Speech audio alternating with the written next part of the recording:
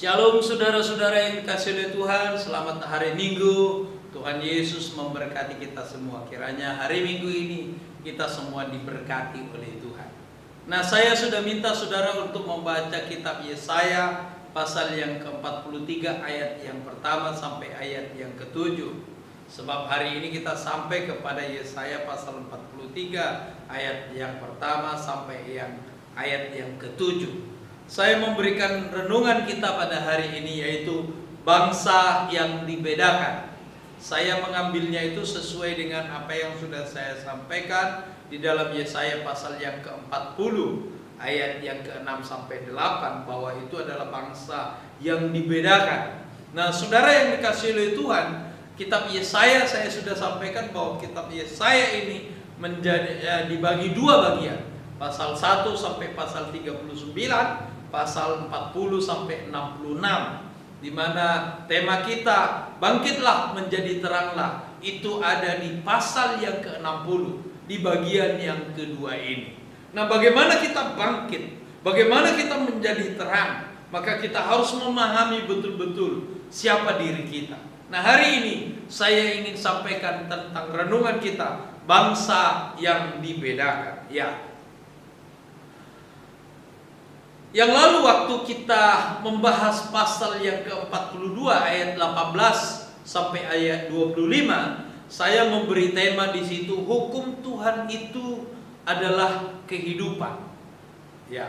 Sekali lagi waktu itu saya memberikan tema bahwa hukum Tuhan itu adalah kehidupan. Karena yang pertama bahwa Tuhan itu benar. Di dalam bagian itu dikatakan bahwa Tuhan itu benar. Karena itu Tuhan ingin umatnya itu juga benar. Karena Tuhan ingin umatnya benar, maka Tuhan memberikan hukum yang besar, pengajarannya yang besar kepada umatnya itu supaya umatnya itu hidup di dalam kebenaran. Karena Tuhan itu benar, Karena umatnya itu, tetapi sayang umatnya itu menjadi bersalah. Kenapa? Karena mereka tidak hidup di dalam hukum-hukum Tuhan. Mereka melanggar hukum-hukum Tuhan itu. Karena itulah umatnya itu menjadi berdosa dan bersalah. Karena itu mereka dibuang ke Babel. Akhirnya mereka dibuang ke Babel, di mana Tuhan memberikan penjelasan seperti di penjara mereka. Tuhan sudah menyediakan hukum-hukum, tetapi karena mereka ada di dalam penjara hari ini, karena kesalahan mereka, mereka ada di dalam penjara. Karena itu saudara yang dikasihi oleh Tuhan, kesalahan terhadap hukum Tuhan itu maka adalah kematian atau hukuman. Itu sebabnya sekali lagi saya memberikan tema waktu itu bahwa hukum Tuhan itu adalah kehidupan. Jadi pada saat pasal 43 ini difirmankan, bangsa Yehuda berada di dalam pembuangan di Babel. Berada dalam pembuangan di Babel oleh karena mereka melanggar hukum-hukum Tuhan. Dan itulah sebabnya mereka ada di dalam pembuangan di Babel yang digambarkan sebagai penjara, sebagai lorong-lorong yang tempat mereka dipenjarakan. Karena itulah pasal yang ke-43 ini dimulai dengan kata tetapi sekarang. Sebab selama ini mereka berada di dalam penjara, ada di dalam Babel, ada di dalam perhambaan. Saya sudah sampaikan bahwa perhambaan itu akan mengalami dua hal, yaitu siksaan fisik, di mana mereka dibuang ke Babel, mereka menjadi hamba di sana, bukan orang merdeka. Dan yang kedua, ketika mereka dibuang ke Babel, itu berarti mereka dibuang dari hadapan Allah. Mereka tidak bisa menikmati kehadiran Tuhan. Mereka tidak bisa menjalankan hukum-hukum Tuhan dengan baik. Karena itu saudara yang dikasihi oleh Tuhan, pada saat itu Tuhan berkata bahwa hukum Tuhan itu tidak bisa berlaku kepada mereka karena mereka ada di dalam penjara. Itu sebabnya saudara yang dikasihi oleh Tuhan, dalam pasal yang ke-43 ini dimulai dengan kata tetapi sekarang, ya. Setelah ayat ini dibicarakan, beginilah firman Tuhan. Jadi saudara yang dikasihi oleh Tuhan, kondisi mereka ada di Babel seperti di dalam penjara. Ya, ayat yang pertama bagian A. Tetapi sekarang beginilah firman Tuhan yang menciptakan. Ya, saya garis bawahi, yang menciptakan engkau hai Yakub, yang membentuk engkau hai Israel. Ya. Jadi sekarang mereka ada di dalam perhambaan, tetapi sekarang firman Tuhan ketika dikatakan sudah selesai perhambaan mereka, maka ada penjelasan. Nah, salah satu penjelasan yang paling penting di pasal 43 ini, ya. Kata membentuk dan menciptakan di situ itu tidak sama dengan Tuhan membentuk kita, ya. Itu tidak sama dengan lagu yang diciptakan, kau dibentuk, ku diciptakan. Itu tidak sama dengan bagian itu. Sebab Israel itu sebenarnya saudara, kalau saudara mengingat khotbah saya yang pertama di kitab Yesaya, Israel itu harusnya tidak ada. Harusnya Israel itu tidak ada, sebab Sarah itu mandul. Kita mengerti manusia itu lahir dari seorang ibu, ya. Nah, saudara yang dikasihi oleh Tuhan, itu sebabnya ketika Sarah mandul, maka sebenarnya harusnya tidak ada yang namanya keturunan Israel. Sampai sudah tua, Ishak belum lahir.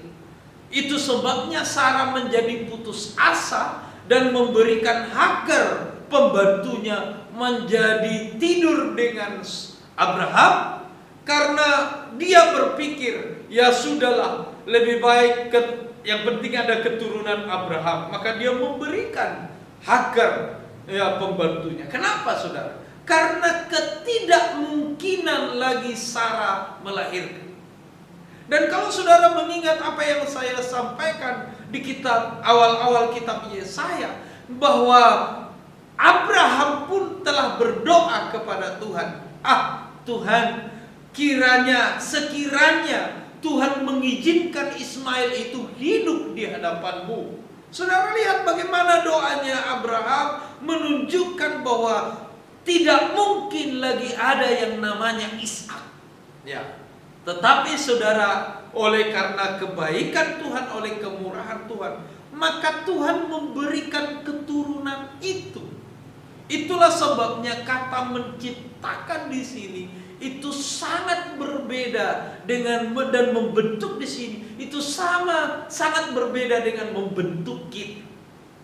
Sebab Ishak itu adalah anak pemberian khusus daripada Tuhan. Itu sebabnya Tuhan berkata di situ bahwa beginilah firman Tuhan yang menciptakan engkau, hai Israel, ya, yang membentuk engkau, hai Israel, hai Yakub. Nah, jadi pengertiannya di sini memang betul-betul Israel itu adalah ciptaan sendiri, walaupun dia tidak menciptakannya seperti Tuhan menciptakan Adam. Tetapi memang dia adalah manusia khusus, sebab tidak mungkin lagi ada kelahiran daripada Sarah. Tetapi Tuhan menjadikannya, Tuhan menciptakannya. Itu sebabnya pasal yang 43 ayat 1a itu menjelaskan soal itu, bahwa sebab Tuhan yang membentuk mereka. Nah, ayat yang 1b itu berbunyi, janganlah takut, sebab aku telah menebus engkau. Kata menebus saya berikan garis bawah, ya. Janganlah takut sebab aku telah menebus engkau. Aku telah memanggil engkau dengan namamu. Engkau ini kepunyaan. Nah, kata menebus, ya, saya sering menjelaskan ini soal menebus. Yang waktu Tuhan menebus kita, itu berarti memutus hubungan kita dengan yang lain. Ya.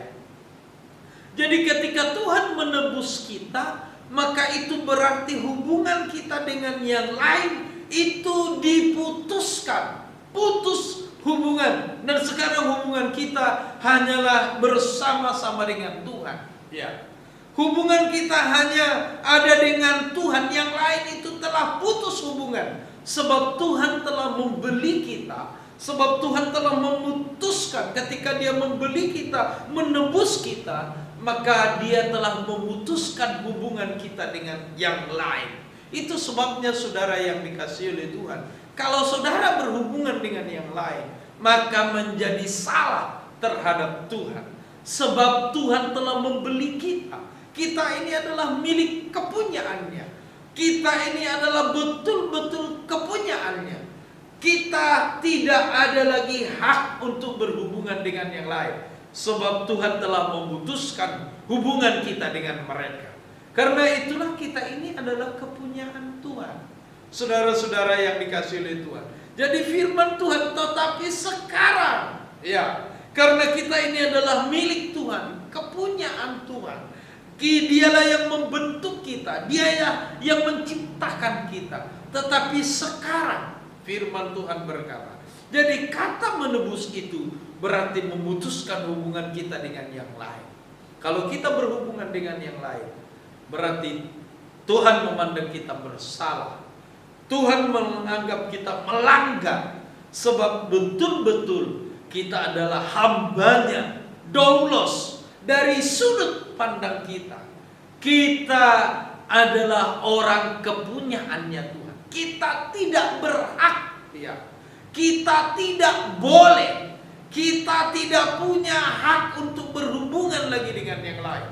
Kita hanya patuh kepada Tuhan kita, Yesus Kristus. Sebab kita adalah orang-orang yang sudah ditebus menjadi milik kepunyaannya. Nah, itu sebabnya saudara, bagian ini jelas menjelaskan itu. Ya. Ayat yang kedua sampai ayat yang keempat. Ya. Umat yang dibedakan, itu sebabnya kita berbeda dengan yang lain. Ya. Sekali lagi, umat Israel itu sangat berharga di mata Tuhan. Ya. Jadi umat Israel itu sangat berharga di mata Tuhan karena mereka adalah ciptaannya. Karena mereka sudah ditebus. Karena itulah umat itu sangat berharga di mata Tuhan. Saking berharganya di mata Tuhan, maka Tuhan sedang membuat satu. Allah akan bertanggung jawab untuk keselamatan umatnya. Untuk kita, umat Israel pada saat itu. Itu sebabnya Dia berkata mulai ayat yang kedua, kalau engkau berjalan di air, di sungai yang deras pun, engkau tidak akan dihanyutkan. Ya. Kalau engkau berjalan di api, engkau tidak akan terbakar. Kenapa saudara? Tuhan berkata, sebab aku adalah penyelamatmu, juru selamatmu. Nah, saudara melihat bagaimana Tuhan itu memberikan sebuah perbedaan. Ya. Tadinya memang kita tidak ada, tetapi diciptakan menjadi ciptaan baru. Kita memang berbeda, ya. Memang Dia tidak menciptakan kita seperti Tuhan menciptakan Adam sendiri. Tetapi kita memang ciptaan juga yang berbeda, tidak sama dengan yang lain. Sebab Ishak itu memang anak yang berbeda. Dia tidak mungkin ada kalau bukan Tuhan yang menciptakan. Sama dengan kita hari ini. Tidak mungkin ada kekristenan kita. Tidak mungkin kita menjadi miliknya Tuhan kalau bukan karena darah, kalau bukan karena kematian dan kebangkitan Kristus. Jadi kita adalah bangsa yang berbeda, orang yang berbeda di hadapan Tuhan. Nah, perbedaan usaha yang dikerjakan oleh Tuhan itu, perbedaan itu membuat kita sangat-sangat berharga di mata Tuhan. Karena itu dia bertanggung jawab. Dia tidak membuat kita berbeda untuk menjadi sesuatu yang lain, bukan. Tapi kalau saudara membaca terus ayat ini, bahwa kita dibentuk itu untuk kemuliaan Dia. Ya. Jadi orang akan melihat kita, maka Tuhan akan dimuliakan. Itu sebabnya dalam perjanjian baru dikatakan, kamulah garam dunia, kamulah terang dunia. Sebab memang kita berbeda. Itulah sebuah perbedaan. Ketika orang melihat kita, mereka melihat itu terang. Ketika orang melihat kita, mereka itu melihat kita adalah garam. Sebab kita memang kemuliaan bagi Tuhan. Itu sebabnya saudara yang dikasih oleh Tuhan, kita itu sangat berbeda. Dan Tuhan bertanggung jawab. Dia berkata, kalau engkau berjalan di dalam air, engkau tidak akan dihanyutkan. Kalau engkau berjalan di dalam api, engkau tidak akan terbakar. Sebab Tuhan Yesus, sebab Kristus adalah penyelamat kita. Itu sebabnya saudara, di dalam ayat yang kedua sampai 4 itu menjelaskan Tuhan bertanggung jawab akan kehidupan kita. Bangsa yang dibedakan ini, orang yang sudah ditebus oleh darah Kristus ini, kita adalah ciptaan yang baru. Kita adalah milik ciptaan yang berbeda di hadapan Tuhan. Lebih baik, karena itu saudara, lebih baik dia kehilangan Mesir. Ya. Ayat itu berkata bahwa dia menggantikan kita dengan Mesir, Ethiopia, dan Sheba. Dia menjadi digantikan. Kenapa? Karena harga. Itu karena harga. Kita sangat berharga di mata Tuhan.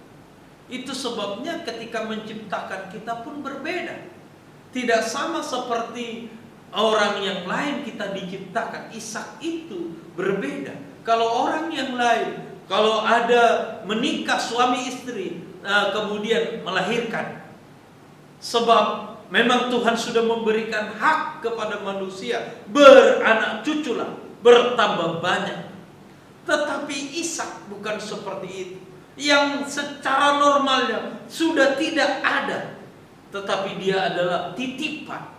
Dia adalah ciptaan yang berbeda daripada yang lain. Karena itu kita juga sama. Kita adalah ciptaan yang berbeda. Kita adalah hasil daripada kematian dan kebangkitan Kristus. Karena itu kita berbeda.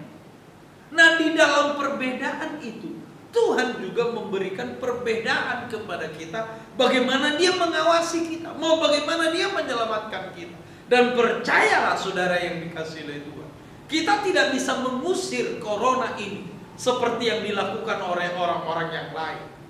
Kita tidak mungkin bisa menyelesaikan ini. Tetapi yang saya bisa ingin katakan, karena saudara adalah bangsa yang berbeda, maka kalau saudara adalah anak Tuhan, maka ada perlindungan khusus dari Tuhan kepada kita. Berlaku perlindungan khusus itu di dalam diri kita apabila kita betul-betul menyerahkan hidup kita kepada Tuhan. Bukan berarti kita harus bisa hidup sembrono, bukan. Tetapi percayalah kepada Tuhan. Di sini justru di mana kemampuan kita menyerahkan diri kepada Tuhan, dan kita yakin bahwa Tuhan sanggup memberikan pemeliharaan di dalam diri kita.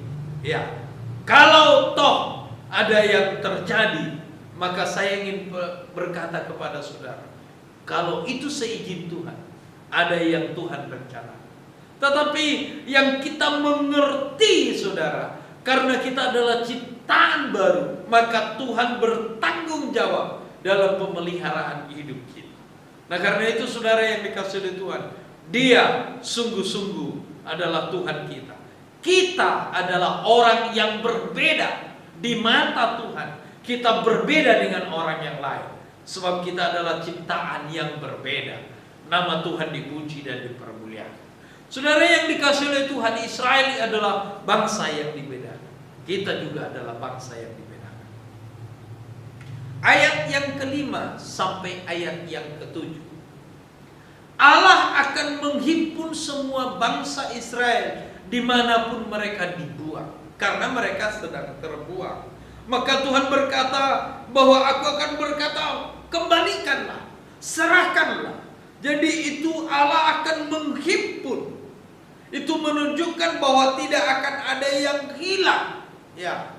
Di dalam Yohanes berkata bahwa orang percaya itu tidak akan ada yang hilang. Dia akan dibangkitkan pada akhir zaman. Orang-orang percaya itu tidak ada yang hilang di hadapan Tuhan. Semua berada di hadapan Tuhan.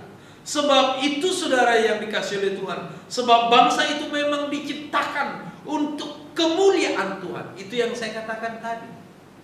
Bangsa Israel itu diciptakan untuk kemuliaan nama Tuhan. Kita ini diciptakan adalah untuk kemuliaan nama Tuhan.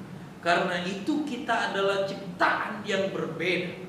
Orang yang berbeda. Tidak sama kita dengan dunia. Sebab kita lahir di lahir yang kedua. Ya. Mereka lahir satu kali, tapi kita lahir dua kali. Lahirnya kita yang kedua adalah lahir ketika kita ada di dalam Kristus. Kalau di dalam gereja kita GPPS itu disimbolkan dengan baptisan, lahir baru. Ya. Itu sebabnya kita lahir dua kali. Lahir yang pertama dari ibu dan lahir yang kedua adalah lahir baru di dalam Kristus. Kita adalah memang bangsa yang berbeda. Ya. Kita diciptakan untuk kemuliaan nama Tuhan. Itu sebabnya saudara yang dikasihi oleh Tuhan, kita ini adalah bangsa yang dibedakan. Kita berbeda dengan yang lain. Percayalah kepada Tuhan.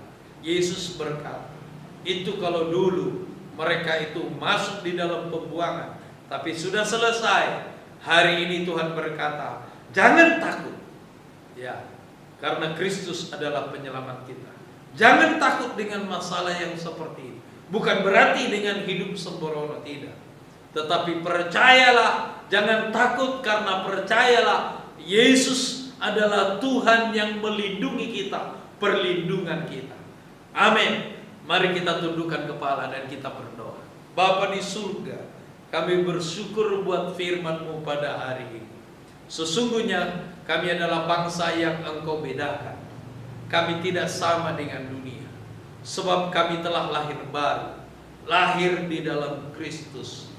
Orang ciptaan yang baru. Sedangkan dunia bukan. Karena itu Tuhan kami percaya bahwa kami adalah bangsa yang dibedakan.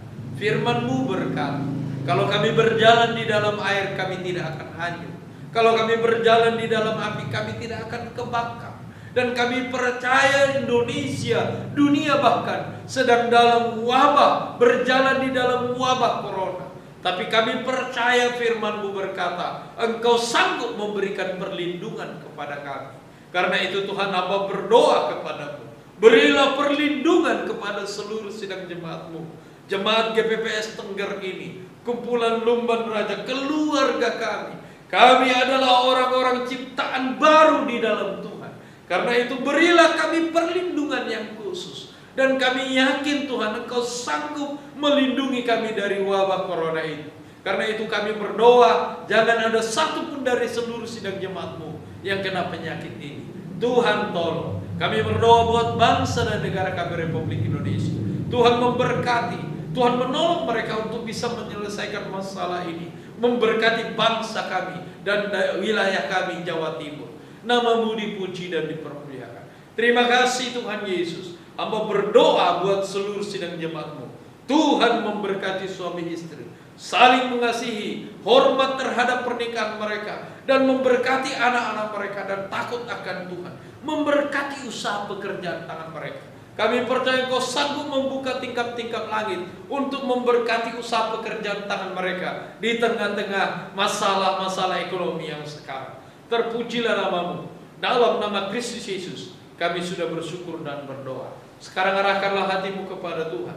Angkatlah tanganmu dengan iman dan terimalah anugerah dari Allah Bapa, cinta kasih daripada Tuhan kita Yesus Kristus, serta persekutuan Allah Roh Kudus. Itulah yang akan menyertai, memberkati, menolong, bahkan menopang, meneguhkan iman kita hari ini sampai Maranatha Yesus datang kedua kali kelak. Yang percaya berkata amin. Shalom saudara-saudara, Tuhan Yesus memberkati.